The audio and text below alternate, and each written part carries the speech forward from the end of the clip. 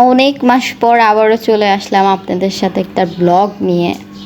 হ্যাঁ, আমার পেজে কি হয়েছিল না হয়েছিল, কেন আমার পেজটা এতদিন অফ ছিল, সবই আপনাদের সাথে শেয়ার করব। Hello everyone, welcome to my another blog. আমি ফারজানা চলে আসলাম HR ফাজ্জুর ডেলি ব্লগ থেকে। আর হ্যাঁ, কে কোথা থেকে দেখছো, কোন জেলা থেকে দেখছো, অবশ্যই কমেন্ট করে জানাবা। এখানে আমি সকালে নাস্তা বানাচ্ছিলাম, চেয়েছিলাম রিহান ঘুমিয়ে থাকতে থাকতে সকালের নাস্তাটা বানিয়ে ফেলি, কারণ রিহান ঘুম থেকে উঠলে আমার কুল ছাড়া নিচে তো বসবেই না, খেলাও করবে না।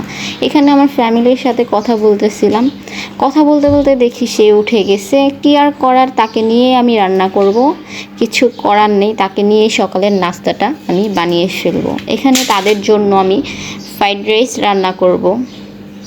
ফ্রাইড রাইস রান্না করতে যা যা লাগে সব এখানে দিয়ে দিচ্ছি, ভালোভাবে নাড়াচাড়া করে নিব।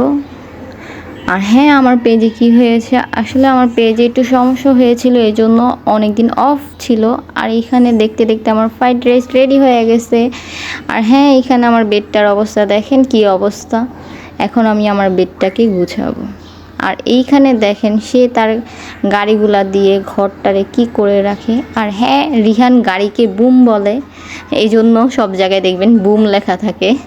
এই যে সে তার বুম দিয়ে খেলা করছে, তার এত বুম, কোথাও বের হলে তার আরও বুম লাগে, কোথাও দেখলেই চলে বুম দাও বুম দাও। তারপরেই তো আমি আমার বেডটা গুছিয়ে ফেললাম। রিহান যেহেতু তার বাবার সাথে গোসল করতে গেছে, এই সুযোগেই বেডটা গোছানোর সময় পেয়েছি। আর হ্যাঁ, এখানে একটা সসের বোতল দিয়ে আমি কত সুন্দর করে আর্ট করেছি, ফুলদানি বানিয়েছে। তারপরে এই তো এইখানে তার হচ্ছে জামা কাপড়গুলো আমি রেডি করে রেখে দিয়েছি। এই যে গোসল করে সে এসে পড়েছে, তাকে এখানে ফ্রেশ করে দিলাম। সে এখন তার বুম দিয়ে খেলা করছে। সে তার বুম দিয়ে খেলা করতে করতে আমার ঘরের বাদবাকি যে কাজগুলো ছিল সেগুলো আমি করে ফেলি, কারণ হচ্ছে একটু পরেই তার খেলার মুড চলে যাবে। এই যে দেখেন, বললাম না মুড চলে গেছে, দেখেন বিছনাটাকে সে কি করতেছে। আর হ্যাঁ, সবাই একটু রিহানের ভয়েসটা একটু ইগনোর করবেন। রিহান যেহেতু আমার সাথে বসে বসে ফোন দেখতেছে, এই জন্য রিহানের ভয়েসটা শোনা যাচ্ছে। এখানে আমি ঘর ঝাড়ু দিয়ে ঘর মুছেও ফেলেছি। তারপরে এই তো আমার বেডটা যেহেতু রিহান আবার ময়লা করেছে, বেডটাকেও একটু গুছিয়ে নিলাম। তারপরে এই যে পাপোশগুলো বিছিয়ে দিচ্ছিলাম ঘরে। আর এইখানে তাকে আবারও ফোন দিয়ে বসিয়ে আমি বলি, তুমি এখানে বসে বসে ফোন দেখো, আমি ওইখানে গিয়ে ওই বেডটাও গুছিয়ে ফেলি। ওই রুমটা গুছানোর জন্য চলে গেছি। সে আবার আসছে, মা আমার ফোনের তার চলে গেছে, রিলস চলে গেছে, এই জন্য আসছিল। এই তো আমার এই রুমের বেডও গুছানো শেষ। আর এইখানে দেখেন তার কতগুলো গাড়ি, এই যে তার মানে সে গাড়ি বলে না, সে বুম বলে। এই যে তার কতগুলো বুম দেখেন।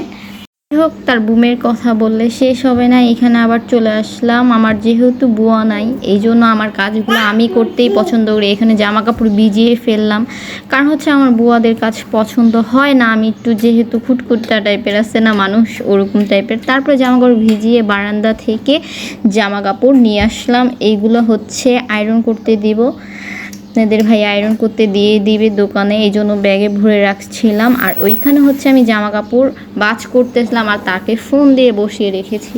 যেহেতু রিহান একা থাকে, কেউ নাই খেলার সাথে, এই জন্য ফোন দিয়ে তাকে বসিয়ে দিয়েছি। আর হ্যাঁ, রিহানের ভয়েসটা অবশ্যই ইগনোর করবেন, সে যেই দুষ্টু হয়েছে এখন। তারপরে এই যে আয়রনের জামা কাপড়গুলো ওই করে রাখতে গেছি, বিশ্বাস যান, এসে দেখবো জামা কাপড়গুলো বাস করে রেখে গেছি, সব জামা কাপড় সে ফালিয়ে দিয়েছে। এই যে দেখেন, সে ভদ্র মানুষ। আমি বলি, তুমি কেন জামা কাপড়গুলো ফালিয়েছ? সে বলা তার ফোনের রিলস চলে গেছে, এই জন্য সে কী করবে, এই যে জামা কাপড় ফালিয়ে দিয়েছে। আজকের ব্লগটা এই পর্যন্তই, আবার দেখা হবে নতুন একটা ব্লগ নিয়ে আপনাদের সাথে। আর হ্যাঁ, অবশ্যই আমার পেজটা ফলো লাইক করে দিবেন সবাই।